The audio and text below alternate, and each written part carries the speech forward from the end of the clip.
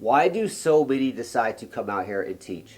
Well, because it's the easiest job to get and honestly the best way to travel while you're getting paid. The requirements are very minimal, such as a degree and a TEFL and you're all set. Or other places like Cambodia where all you need is a TEFL. You don't even need a university degree to get a permit there. The learning curve is almost nothing as well, and you'll be doing great within a few weeks, and any major screw-ups or bad classes rarely will get you in trouble, as the idea of you even being out here teaching outweighs any faults that you would have within that class. So if you decide to take this route, what are the pros, the cons, the good or the bads of teaching English abroad? The pros. The pay is typically much higher than the cost of living in these countries that you're living in and working in. So it's easier to save money, pay off debt, and also start living and spending a lot richer than you might have been able to do back home at half the cost, if not even cheaper. This is a big one for many, as you're rarely working more than 25 hours a week in Southeast Asia as an English teacher, and this allows you to have a whole lot more free time to relax, travel around the country, explore side projects, or even act like the locals and sleep most of the day.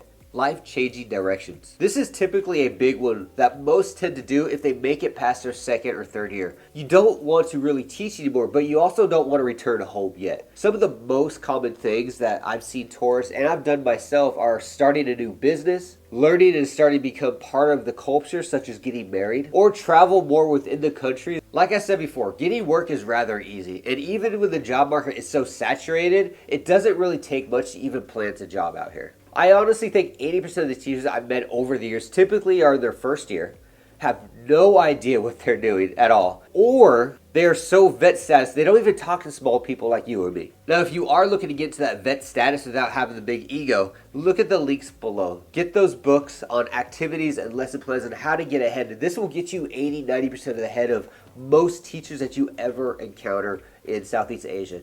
And if you're already teaching, that's perfectly fine. This still gets you ahead of others, and it will not only make you look better, it'll help you get through those demo lessons and start really shining. If you can throw out a golden demo lesson, this not only gets you the job, this also allows you leverage to walk in there. They offer you $1,200, $1,300 a month, and you walk out with $1,500 plus rental assistance. It's an awesome feeling. And your demo lesson will be the one thing that will allow you to have this ability, or at least advantage. Kind of keep this in mind. Teachers in Asia are like revolving doors. They come and go. Teachers quit, they get fired, new ones come in, they come out every year, every season, every semester. It's just like a revolving door. And I think about my time teaching for 5 years in Southeast Asia. I never really ever completed a 1-year contract with any school. And it wasn't because I got terminated or I disagreed with it. I just moved on. There was always some other reason to. But focusing on a good thing, there is a lot of pros and good things about teaching English abroad. No matter where you go, no matter how bad it can be sometimes, it is always definitely worth it to teach abroad because of the experience itself. However, with all the good, there's going to be some bad things that come with all this. Let's talk about those real fast. The cons. Working abroad does not allow much opportunity to advance within your career. Not to mention the amount of time before they let you go or you move on. And with this limited growth, most of these jobs are not long-term solutions to depend on in means of retirement or guaranteed income. The pandemic was a great example of teachers being native or locals being removed with almost no notice, regardless of their contracts. And this included working in other jobs that were outside of English teachers, or even people that were married were being removed. You are still and will always be a foreigner. And if they want to remove you, they can. It happens many times over and over in places like Vietnam or China. Teaching English is a wild experience, and it has its fun days, and some days you just want to pack your stuff and go back home. Regardless of the good or the bad days, it is a very redundant job that has very little to offer in a different flavor or format of things that will happen. You write lesson plans, you teach classes, you grade tests, and with this rinse and repeat, you'll become very good at your job very fast, but you'll also become a robot. And speaking of testing, let me share with you a cultural difference that is very important to be aware of, and a lot of Western people never really grasp onto until it's too late. Education in Southeast Asia is about marks, or scores rather. It is common to see local teachers give the test to students days before the test, help them during the test, and allow phone texting or Google searching during that test. If you haven't caught on, cheating is acceptable in Southeast Asia. You will be told otherwise by many local teachers and even offend many, but the truth is the truth. Cheating is just part of the education out there. This will make a lot more sense to you over time though, but do be aware of this. And if you do feel brave and you want to, fellow student, the TA, the owner of the school, or some other counterpart teacher will change that grade to make it passing.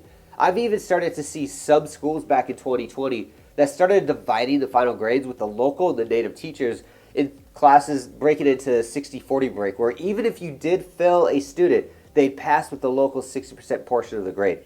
Yeah, 60% is a passing grade. Odd, right? The point here, though, is this has broken a lot of real teachers that I've met over the years to the point where they just gave up because they felt they weren't real teachers. And no matter how hard they tried, it just didn't matter in the end. On that same note, though, you will meet many students that truly do care. Just because this is how the system works, it doesn't mean that this is how all the students think. You will meet students that truly do care and do fight and work hard for their grades. Teaching rarely carries over. When you finally decide to return back to your home country, you are most likely going to have to start over in your career and not start up where you left off before. If you stayed in Southeast Asia over 3 years teaching abroad, you might even have to downgrade your job. You're creating a resume gap in a time when innovation happens by the hour. Most skills from teaching abroad rarely transfer over to a Western job, and you don't really do much, and it doesn't really do much for your CV or resume, and you end up in a position of having to now overly convince an employer that you can in fact bring value to their company, even though you've been out of the game for so long. The longer you stay, the more you become stuck as you create a longer work gap, depending on the lifestyle you've created. And your mindset has most likely changed, and your old skill trait probably isn't even a thing anymore. The money you make might be above average in the location where you are at, but in Western standards, it can be very low, such as $1,000 to $1,300 a month. So plan and save accordingly. Also, this limited funds can delay you from meeting your financial goals. But at the same time, with the low cost of living, most areas you can definitely save if you choose to. Oddly enough, though, most don't save. That tiger is really that good, apparently. I've heard so many times the same typical line, I'm just going to do this for a year and then I'm going to return back home.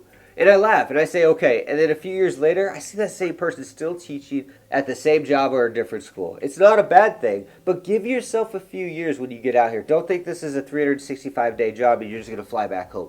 It rarely ever happens that way. This is a once-in-a-lifetime thing, so take advantage of the time that you do spend over here and enjoy it. And do keep in mind, I don't mention these bad things to discourage you from teaching abroad. It's an amazing experience. If you have the opportunity to do so, you got to do it. Today's focus, though, is more on the idea of getting stuck and how to get out of it, which brings us to today's topic. Is teaching English abroad really a trap, and will you get stuck? Teaching abroad is an amazing experience that can show you a whole new world, expand your language skills, broaden your horizons, and allow you to live a more lavish life at a much lower cost.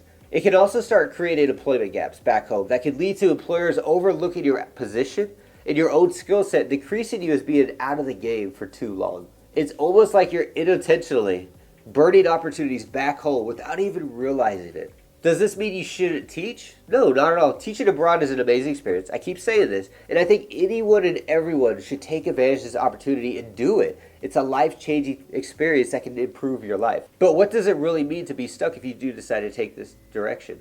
In short, making bad or redundant decisions that lead you to a no longer living as an English teacher because it's a new experience, but being an English teacher as it's a means of survival. The ones that I've seen truly stuck in this trap are the ones that are doing the same thing 4 or 5 years later with almost nothing saved, teaching the same classes. This reminds me during the pandemic, many were forced to return home due to fake business visas that nonsense Vietnamese people were doing. Many Westerners couldn't afford to fly home, and Facebook was plastered with GoFundMe posts to help many fly back home.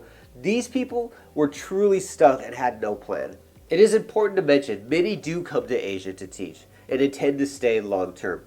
In these situations, you can't really be stuck if this is what you wanted to do and you have some savings and a plan for the future. There are no retirement benefits for you over here as a Westerner. There are many rules on owning real estate, starting businesses, or even countries such as Thailand, Malaysia, and Laos require you to prove some type of income to be considered for retirement or long-term stays. And if your only income is from teaching, you might get approved, but after 10 some years, you're probably going to want to stop and move on to other things, and you can't because your immigration situation is glued to your ability to teach English.